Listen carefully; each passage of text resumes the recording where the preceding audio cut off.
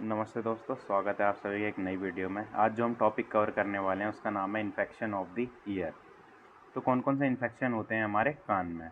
Infection of the year में develop in the external ear और middle ear. जो infection होते हैं हमारे कान के वो या फिर एक्सटर्नल ईयर में हो सकते हैं या फिर मिडल ईयर में हो सकते हैं।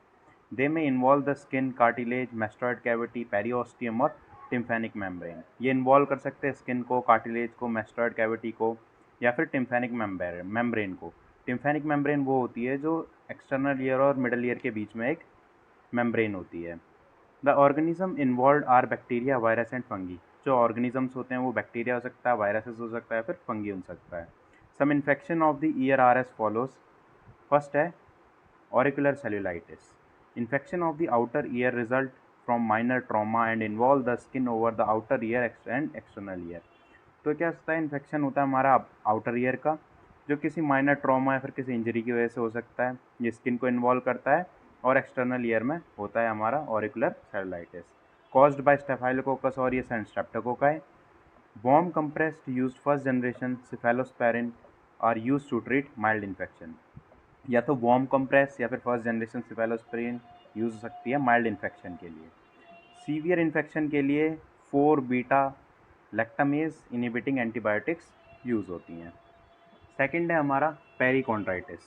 पेरिकॉन्ड्राइटिस इन्फेक्शन होता है पेरिकॉन्ड्रियम का, जो ऑरिकुलर कार्टिलेज में प्रेजेंट होता है। ऑरिकुलर कार्टिलेज हमारे कान के ऊपर और नीचे कार्टिलेज होती हैं, उसका इन्फेक्शन होता है। Which is caused by the trauma और टू द कार्टिलेज। कोई ट्रॉमा या फिर कोई इंजरी की वजह से उस कार्टिलेज में ये हो सकता है, जैसे ईयर पियर्सिंग, जो कान में छेद करते हैं वो, या फिर लेसिट्रेशन। लेसिट्रेशन मतलब कोई कट लग जाना कान के अंदर। Caused by staphylococcus aureus and pseudomonas aeruginosa cause करते हैं हमारा perichondritis. Diagnosis by drainage and culture of पस।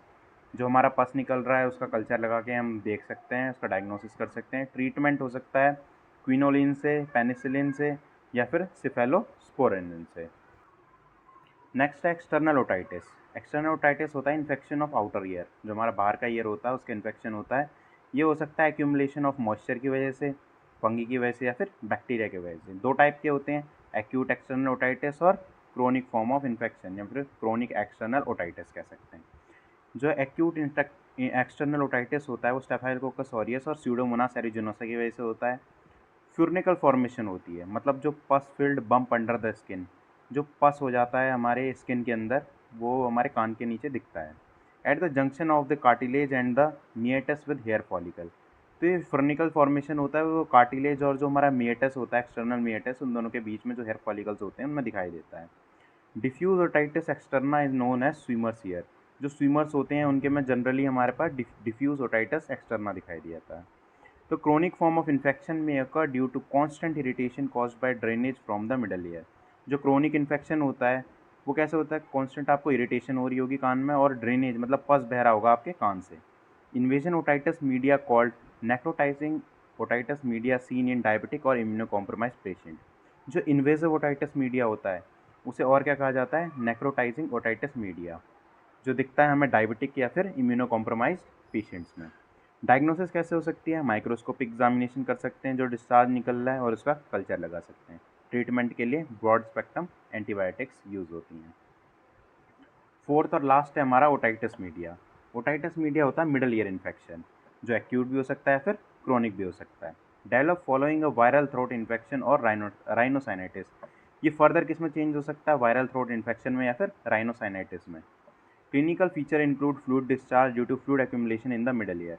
क्लिनिकल फीचर्स होते हैं इसके, कहते हैं पेनफुल डिस्चार्ज होता है और फ्लूइड एक्यूमुलेट हो जाता है हमारे मिडल ईयर में। लैब डायग्नोसिस कैसे करते हैं, based on culture of discharge from the year.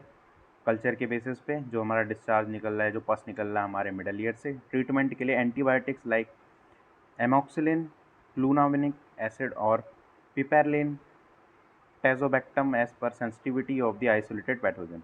कितनी सेंसिटिविटी है उस पैथोजन की, उसके हिसाब से हम ये वाली एंटीबायोटिक्स उन्हें देते हैं। सो थैंक यू दोस्तों, इस वीडियो में इतना ही। मिलते हैं जल्दी नेक्स्ट वीडियो में। प्लीज़ लाइक शेयर सब्सक्राइब जरूर करें। Thank you.